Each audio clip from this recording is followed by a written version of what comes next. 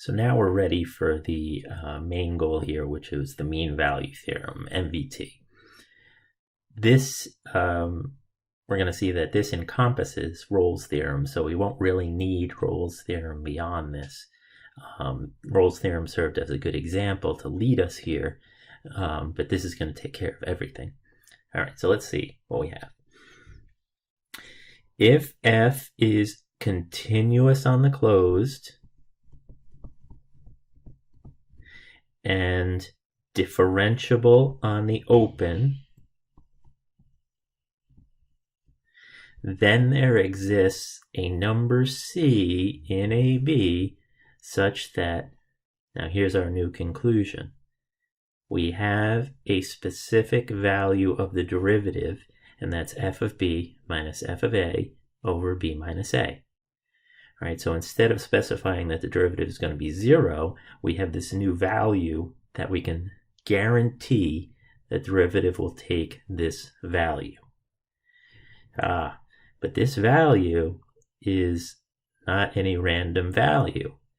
This value here is what we've seen as the average rate of change.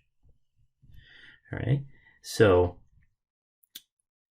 remember what we're really saying here. The derivative, which is the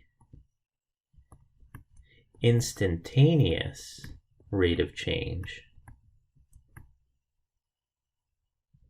is going to be equal to the average rate of change somewhere. Okay? The instantaneous rate of change is going to be equal to the average rate of change somewhere. All right, let's see this on a graph. Probably make a lot more sense. All right, so here I have a function, the graph of a function going from a to b. Now realize I don't need f of a and f of b to be equal anymore. That was for Rolle's theorem. So what we're saying is that somewhere the average rate of change is equal to the instantaneous rate of change. Well, the average rate of change, remember, I can always see that. That's just the slope of the secant line. So if I just connect those 2 points, all right, this here is the secant line. And remember, its slope, well, if this is the point B, f of b, and this is the point A, f of a, remember its slope is just f of b minus f of a over b minus a. There's your average rate of change, your slope of your secant line. Now, the theorem is saying that someplace there is a point where the tangent line has that same slope.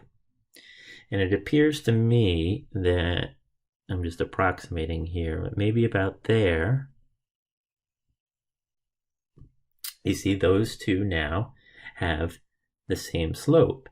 So this is your tangent line, and its slope is f prime of c, where this is the c value that we're referring to. Okay, so there we have it. There's the point C where the slope of the tangent line is the same as the slope of the secant line going from A to B. So the instantaneous rate of change at C is the same as the average rate of change over the interval A to B. All right, note, MVT is a more general version of Rolle's theorem. If you look at the MVT, it says f prime of c is f of b minus f of a over b minus a. But if you had f of a equals to f of b, then that numerator would be 0. And so you would get 0, and that's Rolle's theorem. So we could still use MVT. Any place where Rolle's is just going to tell us the derivative is 0. Okay, now back to my joke from before. The mean value is an unkind value. Mean value refers to the mean or average rate of change.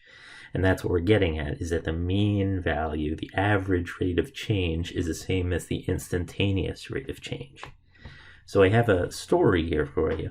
So an interesting thing was that when they started using Easy Pass on the highways, people brought up this question. Since Easy Pass records when you're getting on the highway and when you're getting off the highway, you've got a time span from when you got on to when you got off. It also records where you got on and where you got off. So that's easy to create an average rate of change. So if you got on a highway with a 55 mile per hour speed limit, and you got on at, let's call it time 0, and then you got off 2 hours later and you went 120 miles, then you went 120 miles in 2 hours, you averaged 60 miles per hour. Your average rate of change was 60 miles per hour. What's the issue there? Well, mean value theorem says at some place along that trip, you must have had an instantaneous velocity of 60 miles per hour, which is greater than the 55 mile an hour speed limit. Boom, they could give you a ticket. So without ever knowing where it was, they could guarantee from the mean value theorem that you were speeding somewhere along there. It has to be true. Now, there were rumors of whether the states were going to use this. In the end, it was not true, or they decided against it. I'm not really sure. But despite it being legitimate as far as using the mean value theorem, it hasn't been used to give speeding tickets. So that's just an interesting story and a good way of thinking about what it really means, that your average rate of change being that 60 miles per hour by going 120 miles in 2 hours compared to some instantaneous rate of change when you look down at the speedometer and see how fast you're going. Mean value theorem is saying somewhere they have to be equal.